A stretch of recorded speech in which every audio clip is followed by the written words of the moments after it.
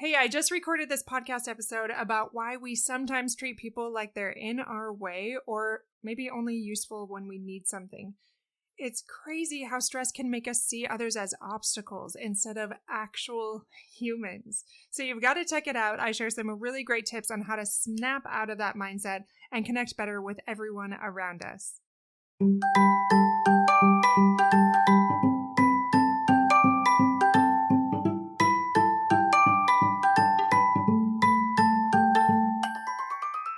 Hey parents, welcome to Fulfillment Therapy. Do you want to raise your kids better and have a stronger marriage?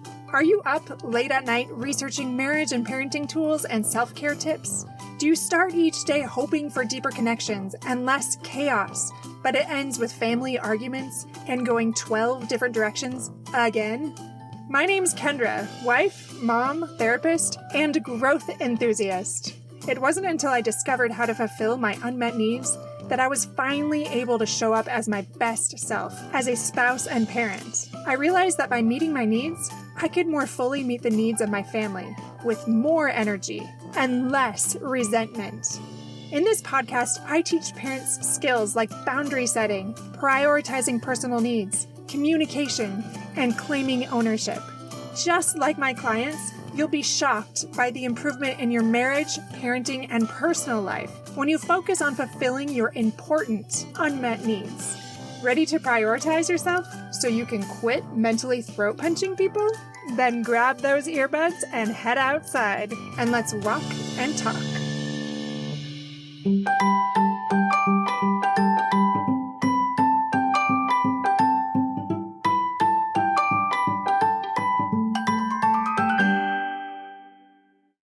Before we dive in, though, I do want to share about our upcoming courses.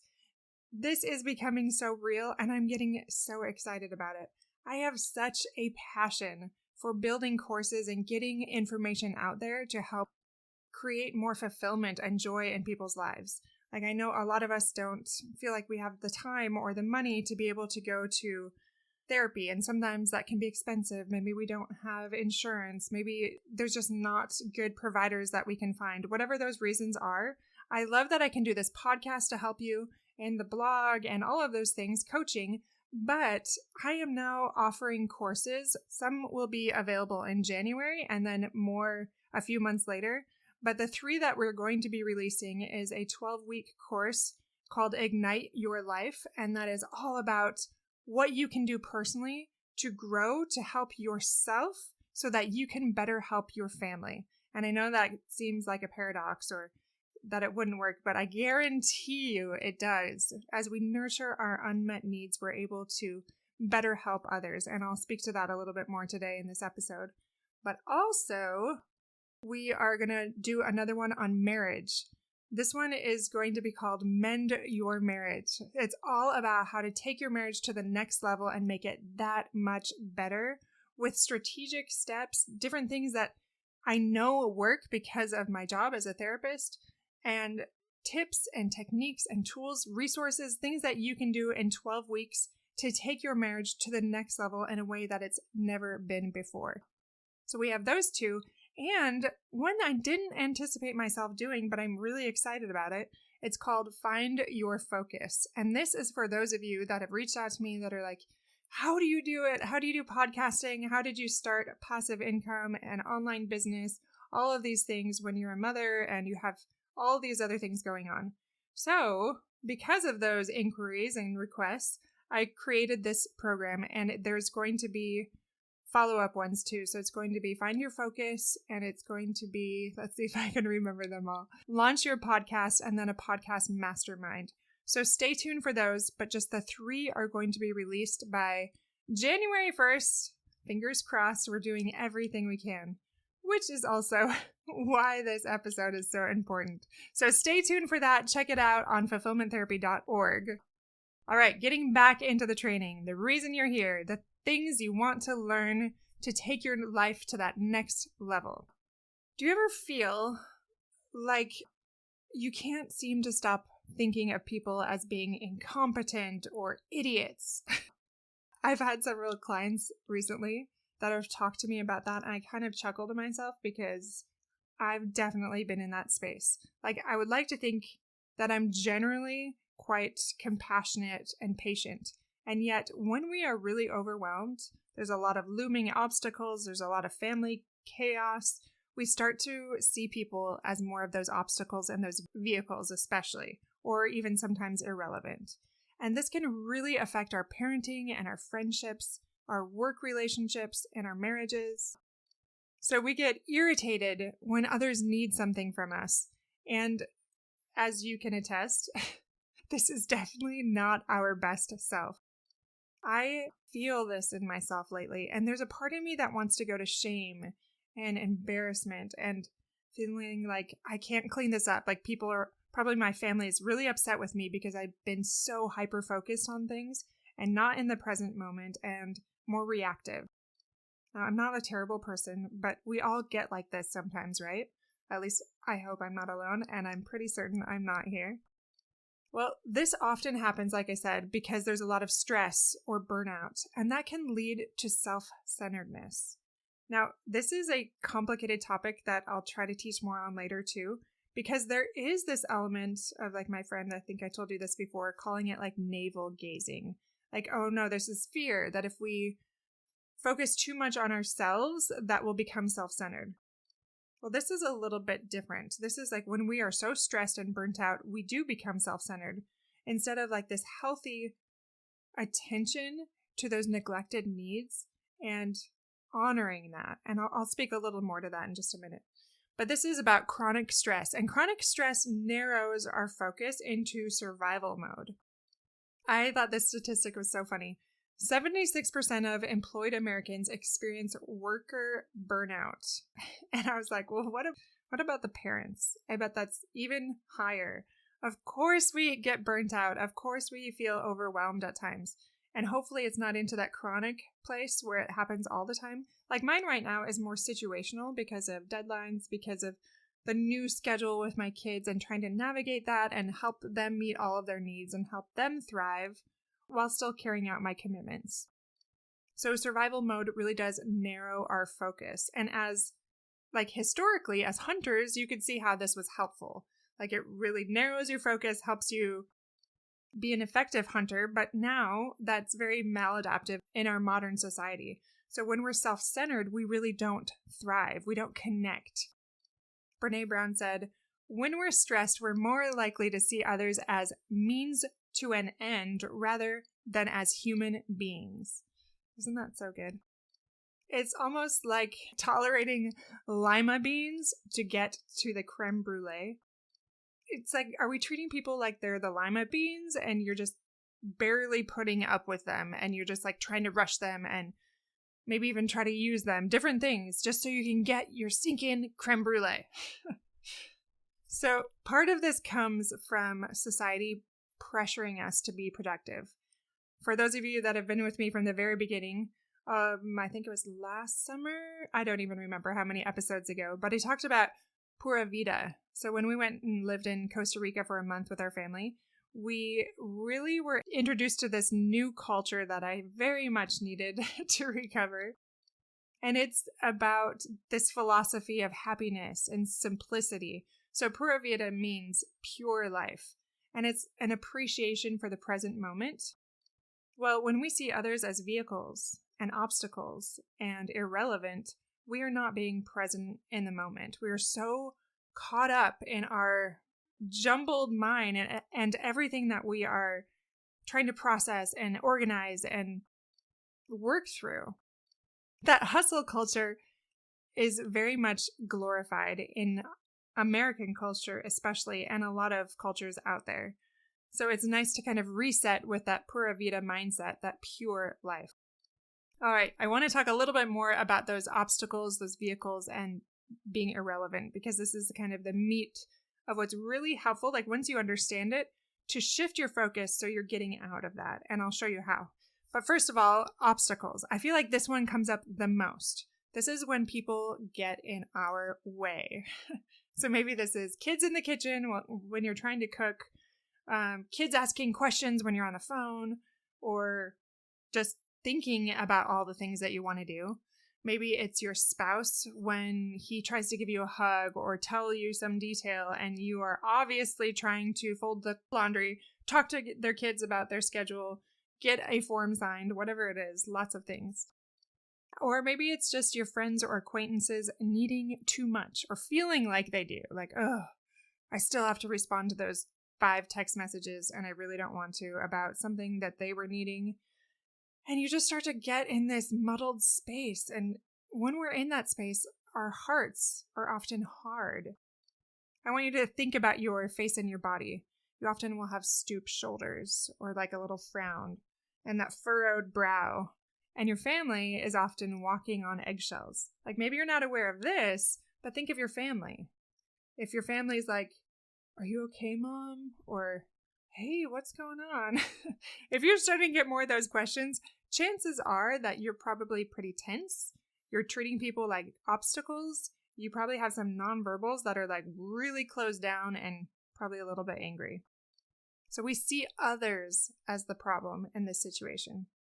Remember how I mentioned seeing people as idiots? My client recently was talking about like just laughing, crying kind of, and like, I really do feel like everybody's an idiot. Like, I don't want to be like that, but I feel like they're just so incompetent and I don't have time for that. And I just laughed because I could relate to that. And that's not our best self. That's not who we want to be. But shame doesn't help us either. So let's go on to vehicles though, before I get into the what can we do. Vehicles are when we use people to get what we want. Now, sometimes narcissists can do this, or having narcissistic tendencies. I know it's a big buzzword and everybody assumes everybody's a narcissist, but some people in my clients struggle a lot with this. Others kind of go the other extreme, but just know that we all kind of cross that line sometimes. We use people to get what we want. So this can be subtle and unconscious. Like maybe you need help with your car, or like right now, my tire. I don't have time to fill up my tire. It keeps running out of air, but I don't have time to go take care of it. And so I want others to potentially help me with that, even though I could realistically take care of that. Maybe it's getting babysitters or getting rides for the kids to certain things when you're multitasking.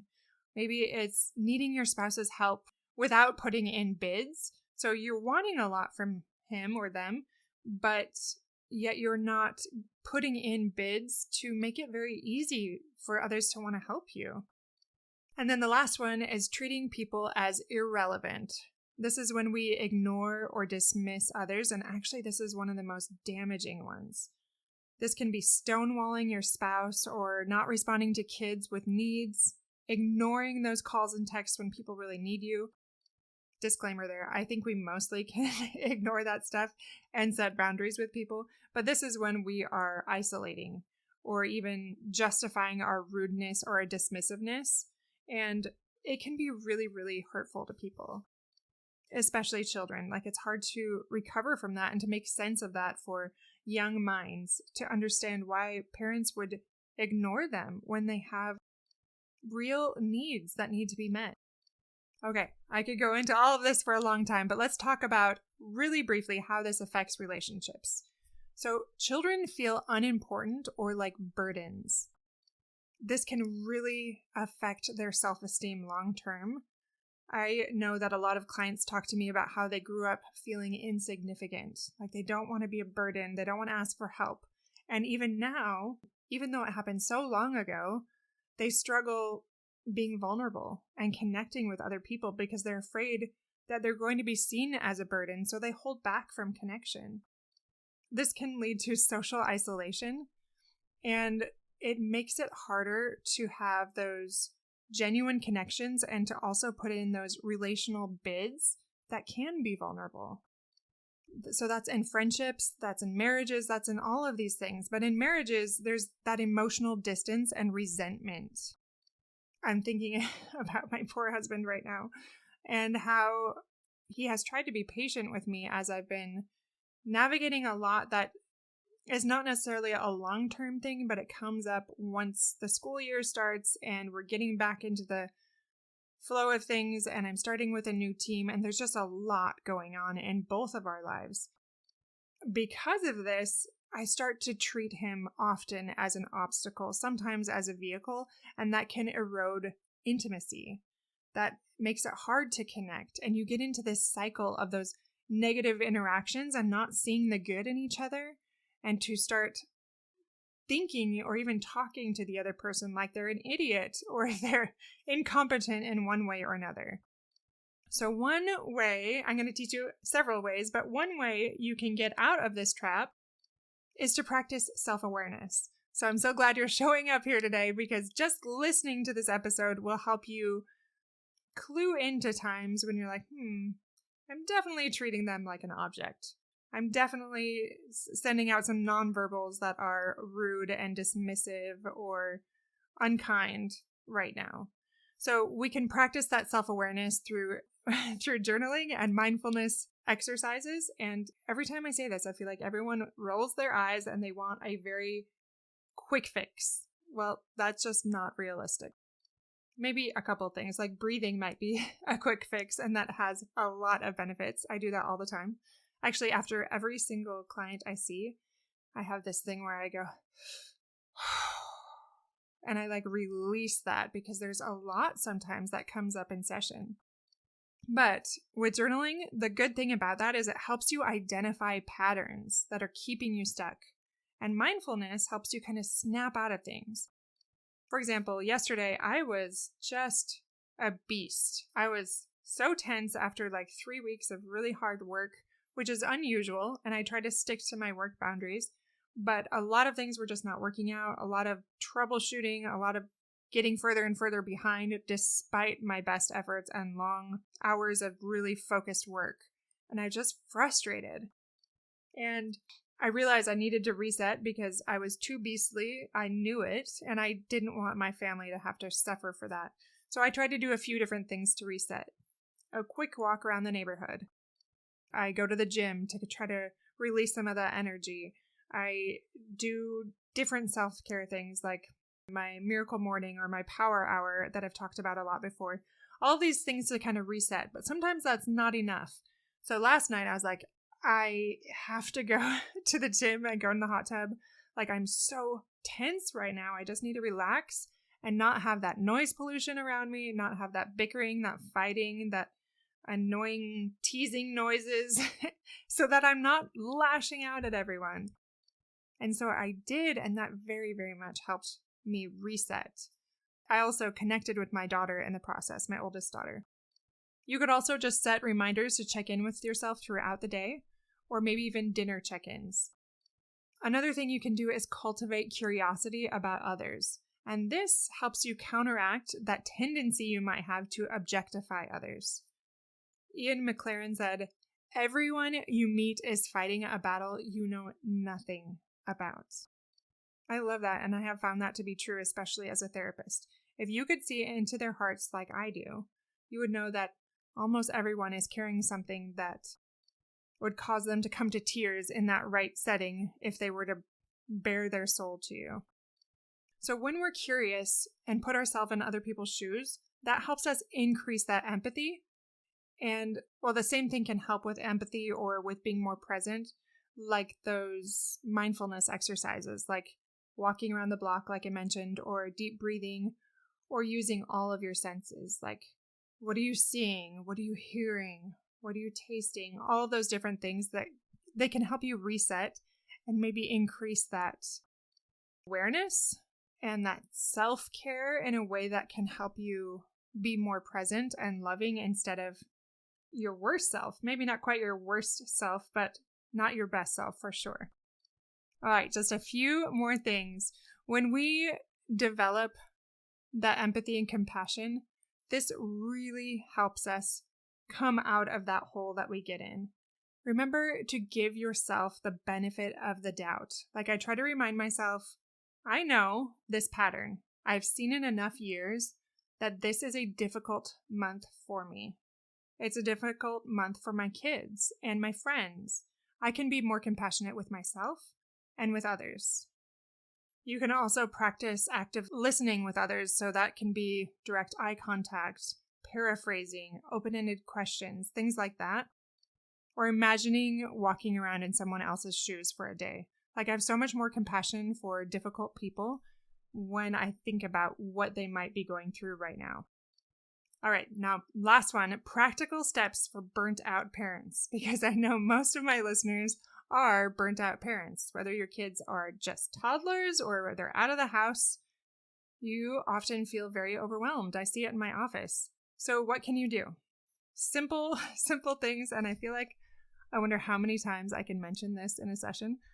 Mine is, not in a session, sorry, in a podcast episode. Mine is playing pickleball. It's maybe going to the hot tub or the gym or reading. It's resetting. It's getting out with a friend. So it's not about being selfish, but it's about that self-care. The American Psychological Association, they said that 78% of parents report feeling better after self-care, especially in regards to parenting. This impacts your parent-child relationship.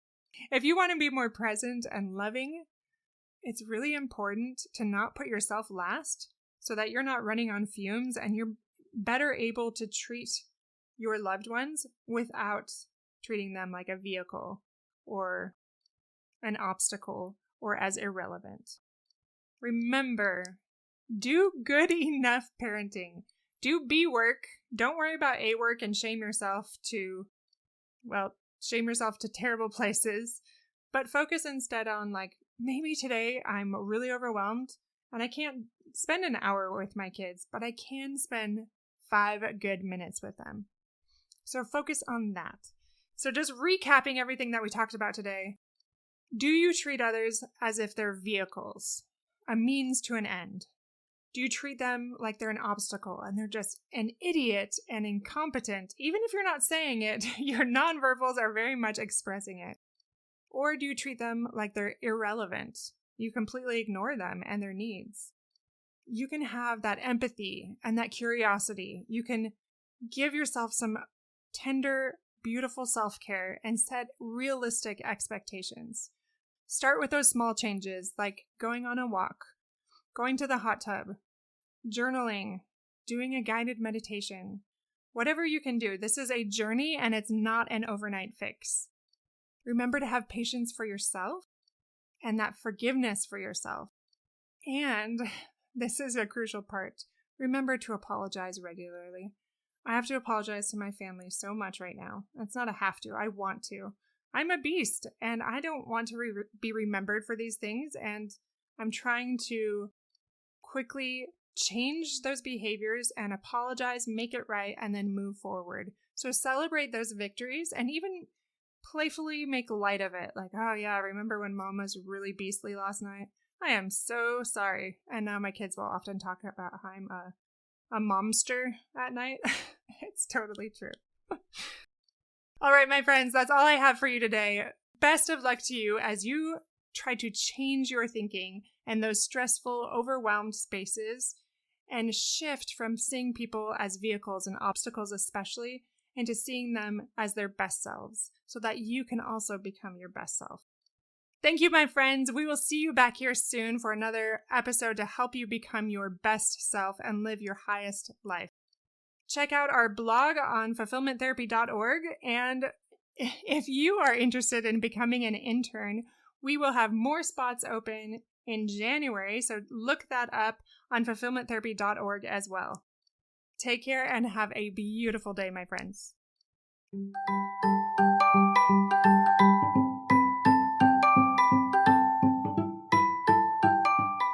Hey friends, I hope you enjoyed today's episode. If you did, chances are someone else would too. Would you take 30 seconds to share this with a friend who's looking for greater family fulfillment? And while you're sharing, tell me what you think about the show by leaving a review on Apple Podcasts. It refuels me when I hear this podcast is helping you.